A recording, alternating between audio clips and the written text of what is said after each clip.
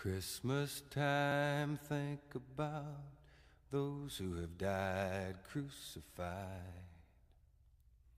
in the city of Mankato. After the end of the U.S.-Dakota War of 1862, 303 Dakota men were sentenced to death. However, Abraham Lincoln refused to sign off on the execution and decided to carefully review each case. Lincoln was conflicted about whether to agree to the execution list to appease Minnesota's call for revenge, or to fall on the side of mercy and execute only a few. In the end, he compromised and reduced the list down to 38. They were hung on December 26, 1862, and would be the largest mass hanging in United States history. Lincoln's decision angered politicians in the area, resulting in all Dakota being exiled from the state.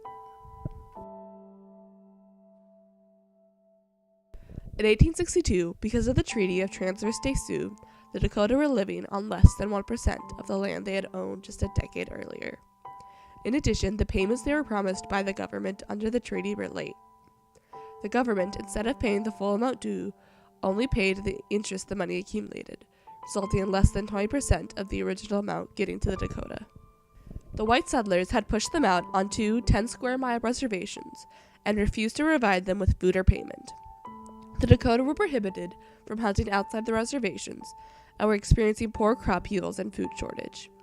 As a result, hunger became widespread and tension grew between the U.S. and the Dakota.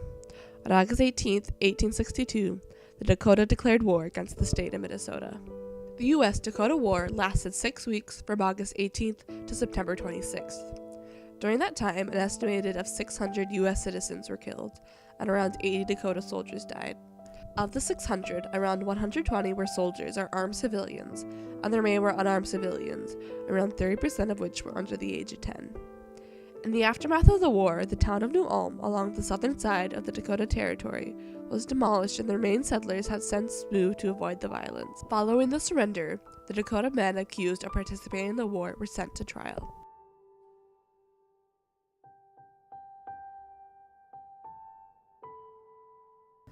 A military commission of 5 people assembled by Henry Sibley, a colonel that participated in the war, set out to try the 396 Dakota accused of crimes. These crimes ranged from rape and murder to thievery.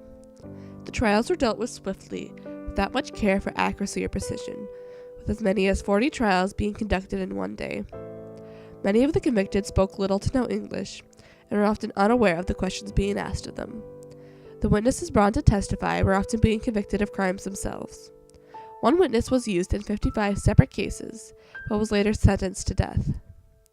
In addition, the Dakota were not given any defense counsel to represent them, having to rely on the commission to prepare witnesses.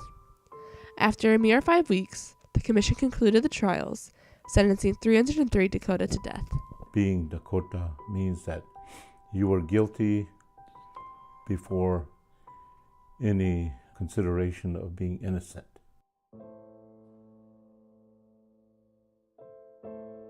The list of 303 men were telegraphed to President Lincoln by General John Pope on November 5, 1862. Despite the wishes of Sibley and Pope, Lincoln did not immediately sign off on the executions. Instead, he requested for the full report of the convictions to determine who were the most guilty. He did not agree with killing 300 men, and originally decided to only execute those who were convicted of rape. However, after reviewing the proceedings, only 2 men were convicted of rape. He knew very well that the people of Minnesota would not be satisfied with the death of 2. The remaining settlers of Minnesota, angry and fearful, were out for blood. Newspapers from across the state published articles calling for the execution of all those who were involved in the war. Many state politicians shared these views and voiced their opinions to the president. Governor Alexander Ramsey sent a telegram to the president asking to sign off on the executions, saying it would be wrong on principle and policy to refuse this. He went further to say that he was concerned about the people of Minnesota turning violent and forming a lynch mob. Apparently this fear was not unfounded, as a group of Minnesotans came to Mankato on December 4, 1862, attempting to seek vengeance themselves. The guards watching the prisoners were able to stop them before their plans took effect. However, these weren't the only opinions presented to the president. Minnesota's first Episcopal bishop, Henry Whipple, traveled to Washington to urge the president to have mercy on the convicted. He explained that it was mistreatment by the government that caused the uprising by the Dakota. Thus, only the leaders of the movement should be killed. Whipple wrote in a letter to the Democrat Senator Henry Rice, "We cannot afford to hang men by the hundreds. The leaders must be punished, but we cannot afford by any wanton cruelty to purchase a longer Indian war, nor by injustice in other matters to purchase the wrath of God." With many people weighing into the argument, Lincoln decided to take a middle ground, saying he could not afford to hang men for votes. He reduced the original number of 303, but expanded the list beyond just the leaders. On December 6, 1862, Lincoln published his final list of 39 individuals who participated in the civilian massacre, one of whom was pardoned just before the execution. The day following Christmas, 4,000 spectators arrived in Mankato, Minnesota, to witness the largest mass hanging in the history of the United States. The 38 men were brought up to the scaffold singing and holding hands. At 10 a.m., the rope was cut, and the men were left for 30 minutes before being cut down and buried in a mass grave. By morning, less than half of the bodies remained, the others being dug up for science uses.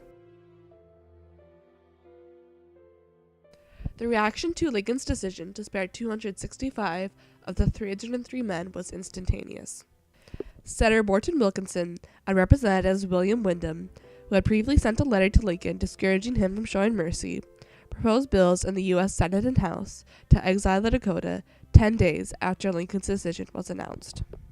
By March of 1863, the legislation passed, exiling all Dakota from Minnesota, as well as nullifying all remaining treaties. The Dakota, as well as the Winnebagos, who hadn't participated in the war, were pushed into reservations into the Dakotas and Nebraska. Volunteer scouts were set up to patrol the area for any remaining Dakota, and a bounty was placed at $75 for the scalp of a Dakota person. The amount was raised to $200 by the September of 1863, or roughly $4,600 in today's dollars. By the end of 1863, more than a quarter of the Dakota who had surrendered had died. To this day, the order to expel Dakota remains as a law, and no Dakota reservations remain in Minnesota. Only small communities gather throughout the southern half of the state. Still, they have made efforts to heal the traumas of their past. Every year since 2005, people ride on horseback 330 miles to the site where the 38 were hung, now called Reconciliation Park. We remember them. We honor them every day of our lives. Every day of my life. I thank the Creator for the people that fought, for Little Crow, for the 38 that were hung. I honor them. We pray for those ancestors that suffered, that marched, that were killed in the massacres, that were killed in the battles. We honor them every single day. I honor them. Minnesota also has made an effort to learn from its past. Since 2011, the state has made it mandatory that 6th graders learn about the U.S.-Dakota War and its consequences. They must know the reasons for the war, compare and contrast the perspectives of settlers and the Dakota before, during, and after the war. More education the people get, more understanding they will have of the Sioux people, well, indigenous people in general. The more education they have, the more better understanding that we're just people too. You know, we're no different. It's just that we had to probably suffer a whole lot more. But history's got to know both sides, the good and the bad. The more truthful you can be about things, better understanding that we will leave in the minds of our children and history. Lincoln's compromise, despite saving the lives of 265 people, did little to spare the Dakota from suffering.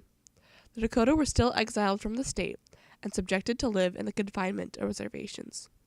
This legacy of forced migration and confinement follows them to this day.